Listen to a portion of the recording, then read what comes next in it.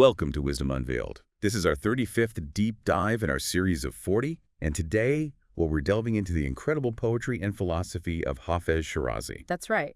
And our guide for this will be some fascinating discussions between Dr. Dinani and Dr. Larijani, two really prominent Iranian philosophers from the Marifat series. Now, before we jump in, just a quick point.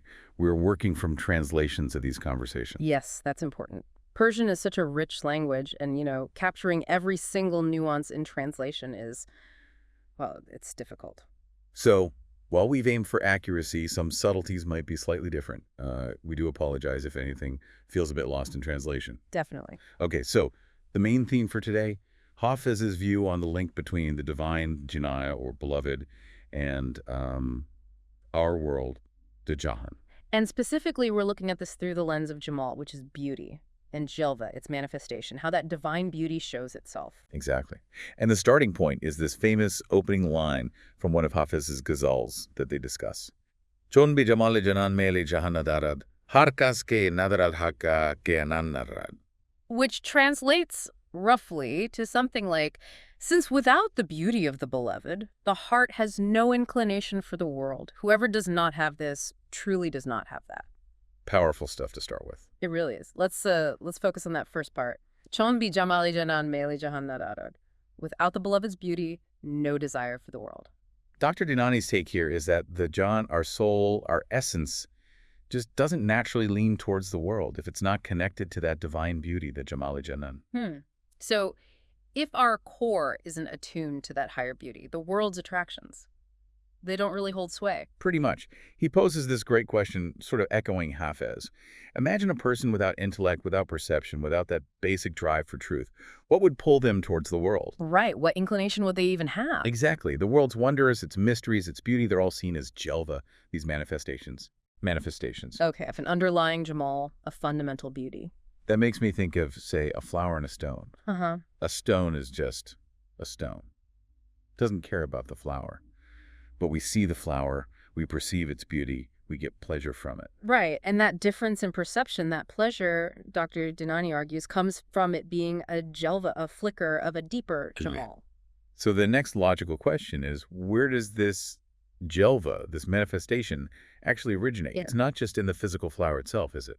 That's the point. He suggests that the basic material stuff of the universe is fundamentally all one thing. Okay. But we see this incredible diversity, these countless forms, these different Jalveh seem to point towards some unifying beauty that they're all reflecting. Otherwise, why such variety? Why such captivating forms? So it's this constant interplay then between the Jalveh, what we actually see and experience, and the Jamal, the hidden beauty, the source. Yes. We see the manifestations, the effects, but the source beauty, it remains hidden mostly. We perceive it through its expressions. Like seeing sunlight on water, but not staring directly at the sun. Precisely. And Hafez's genius, as Dr. Dinani sees it, is uncovering this necessary connection, this mulazimah, between the manifestation and the source. A necessary link, like between a creation and its creator. Kind of, yeah. And this helps us understand that second line. Hakaski in nadarad hakake an nadarad. Whoever does not have this truly does not have that. The ambiguity of this and that. Exactly. Does this refer to the beauty or the manifestation? Hafez leaves it open. Okay, let's explore that. If this is the perception of beauty, that inner appreciation, then someone lacking that wouldn't really get the manifestations. They'd see the flower, maybe, but not its deeper significance as a reflection. It's just a plant. And the other way around, if this is the perception of the manifestations themselves. Well, if you're blind to the wonders of creation, the details, the Jalveh, then you're also cut off from understanding the underlying beauty, the Jamal, that produces them. I see. And Dr. Dinani argues both readings work in Hafez. It shows the path works both ways. From the divine down to creation, and from creation back up to the divine. Like seeing the ripples means a stone was thrown, and appreciating the stone gives meaning to the ripples. This feels like it's leading towards the self, doesn't it? The connection between knowing oneself and knowing God. Yeah. That famous saying. Man arava nafsahu faqad arafa rabbahu. He who knows himself knows his Lord. Yes. And they explore different angles on this. Do we find God by looking inward, or do we understand ourselves only through God? It sounds like a bit of a loop. It can seem that way, but Dr. Dinani stresses a key point. You have to know yourself by haq, through the truth, through God, to then be able to know God through yourself. So knowing yourself isn't enough if the self you know is distorted. Exactly. He talks about the nafse feruni, the pharaonic self, the ego-driven self. If your self-knowledge is rooted in that, it's like looking through a warped lens. You can't see the divine clearly through that kind of self. Okay. And bringing that back to Hafez's line. Well, if you understand the manifestations, the Jalveh, as connected to their source, the Jamal, then looking at the manifestations can lead you towards understanding the source. But if you see them as totally separate, independent things, then your view of reality is flawed. Like seeing individual puzzle pieces, but having no idea they form a bigger picture. Precisely. Which underscores this idea of interconnectedness.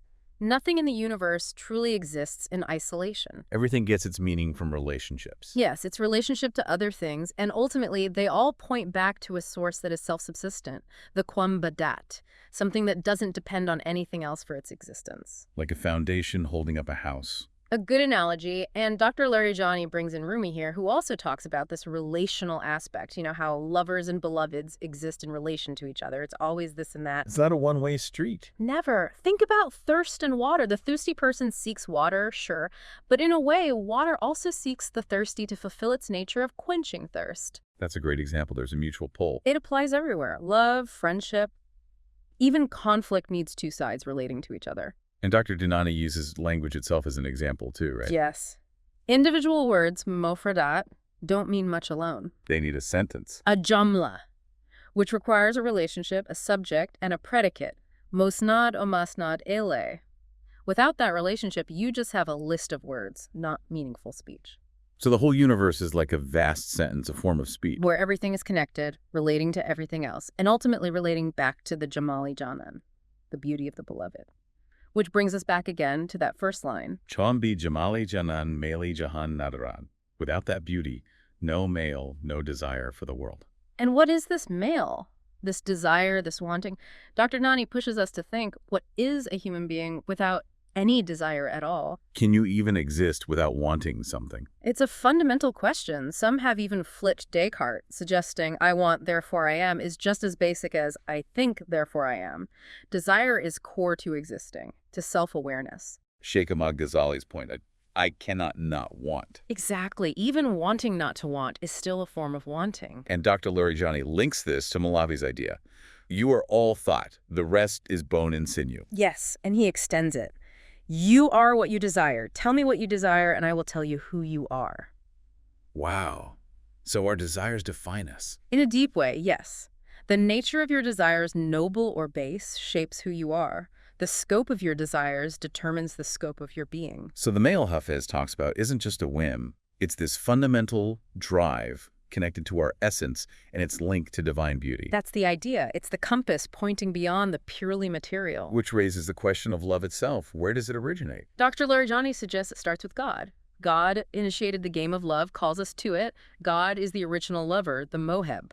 That's a slightly different emphasis than the hidden treasure idea, isn't it? I was a hidden treasure and loved to be known. It is. While that explains why God created, out of love to be known, Dr. Larijani, interpreting Hafez here, seems to focus more on the active, ongoing manifestation of God's love drawing us in. And this connects somehow to our desire for eternity. Dr. Dinani makes that link. Why do humans long for something eternal? It seems almost universal. His argument is, God is eternal. Therefore, God's attributes like beauty, like love, are also eternal. Since we are manifestations of those attributes. We inherit that longing for eternity. It's built in. Exactly. If God wasn't eternal, where would this deep-seated desire come from? It would be a desire with no possible fulfillment, which seems odd. So the desire itself points to the existence of the eternal. Like thirst points to the existence of water. That's a way to look at it, yes. It resonates with that Quranic verse. Right. Everyone upon it will perish, and there will remain the face-waj of your Lord, owner of majesty and honor. And was the face is linked to Jamal beauty. Precisely.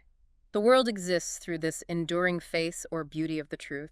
Okay, but then Hafez throws a curveball in the second couplet. With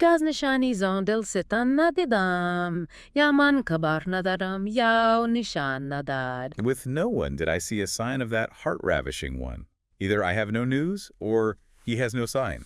Yeah, quite a shift. After talking about beauty manifesting everywhere, he says he sees no sign of the Delsitan, the heart ravisher, the divine essence itself. What's going on? Dr. Dinani clarifies, there's a crucial difference between God's attributes, which manifest as beauty, power, knowledge, etc., and God's essence, the Tat. The essence remains hidden? Completely. It's the Ghaib al-Ghuyub, the unseen of the unseen, the Kanzi Makfi, the hidden treasure. Even prophets and great mystics acknowledge they cannot grasp the essence directly. Think of the saying, don't reflect on the essence of God. It's beyond comprehension. So Hafez isn't being contradictory, he's being precise. Extremely precise. And notice the brilliant subtlety, the Randi. He offers two possibilities for why there's no sign. Either I have no news. Meaning, maybe the limitation is mine. Maybe I lack the capacity or insight to see the sign. It's my fault. Or he has no sign. Meaning, maybe the essence itself is inherently beyond having a sign, beyond manifestation in that direct way. It's not about my limitation, but the nature of the essence itself. He leaves both possibilities open. He does. It respects the utter transcendence of the essence while acknowledging the reality of the manifested attributes we experience. Like the wind, you feel its effects, see the trees move, but you don't see the wind itself. Okay, but that raises a big question. If the essence is ultimately unreachable, why bother with the spiritual path? Why all the seeking and yearning? That's where concepts like the hijab-e-nur, the veils of light, come in. As understood in prayers like the Munajat Shabaniyah, these aren't veils of darkness, but veils made of the light of the divine names and attributes themselves. So even the manifestations, the attributes, can become veils. In a sense, the seeker longs to go beyond even these luminous realities towards the source. Even knowledge, merfat, which is light, can paradoxically obscure the ultimate reality if you start there. Ignorance is a dark veil, knowledge a light veil. But still a veil. Potentially, yes. Yeah. But the key is, the essence, though veiled, is always there as the reality sustaining the attributes. Attributes can't float freely. They need an essence to belong to. Like thoughts need a thinker. A good way to put it. Think about knowing yourself. You know your attributes, thoughts, feelings, actions, but your own core essence. Can you describe it? Any description I give just becomes another attribute, another characteristic. Exactly. And Dr. Larijani points out that even philosophers like Ibn Sina knew this. Definitions of essence rely on logic, on descriptions, which are still in the realm of attributes. So we're always dealing with descriptions. It seems so. Even trying to define essence involves using descriptive language. It's like trying to grab the object itself, but all you get is its shape, its color, its feel, its attributes. Science seems to operate like that too. It describes how things work. But doesn't really claim to grasp the ultimate what or essence. Materialism might even deny essence exists beyond the descriptions. But then Ibn Arabi's point, Vaslavus mustahil, the description of the description is impossible. Right. You can't just have descriptions describing other descriptions infinitely. There has to be something being described at the bottom of it all, a reality. And Mullah Sadra's idea ties into this, that if you could reach the essence, Desire itself would cease. because desire drives the seeking, the describing. Yes. If you arrive, the journey, the wanting, the describing, it all stops. The fact that we continue to desire, to seek, to describe, implies we haven't fully grasped the essence. Which Hafez captures so poignantly. My heart he stole and hid his face from me. By God can one bear with such a game, that constant pull towards the hidden. Absolutely. So that line, Bahechkas Nishani, with no one did I see a sign, it's incredibly dense. Bahijkas with no one. That's sweeping. It suggests universality. Not even the highest saints or prophets have seen a direct sign of the essence itself. It highlights that paradox. The Del-Satan, the heart ravisher, has no sign, yet steals hearts. Maybe there's a lesson there too, about seeking outward signs versus appreciating the hidden essence. Could be. And Dr. Larijani makes a quick nod to semiotics, the study of signs. Right, the science of signs. He asks, how long can you just follow signs without asking about the owner of the sign? In Sufism, you don't just focus on the attribute, you seek the one with the attribute, du al-shan. It always comes back to the source. Hafez packs so much into one line. The Del-Satan remains this captivating, signless mystery. And ultimately, that true beloved, the Del Bari Janan, is the only one who can truly captivate the heart and soul. Any lesser attractions are just pale reflections. The power needed to truly seize the heart that points to the divine. It's incredibly deep. Hafez's poetry and these interpretations by Dr. Dinani and Dr. Larijani, there's just so much there. There really is. Well, we hope this deep dive has shed some light on this fascinating ideas for everyone. We're not done with this ghazal yet, though. No, next time we'll tackle the following lines, which talk about seas of fire and an enigma without explanation. Should be interesting. Definitely looking forward to it. Thanks so much for joining us on this deep dive into Wisdom Unveiled. Peace be upon you and the mercy of God and his blessings.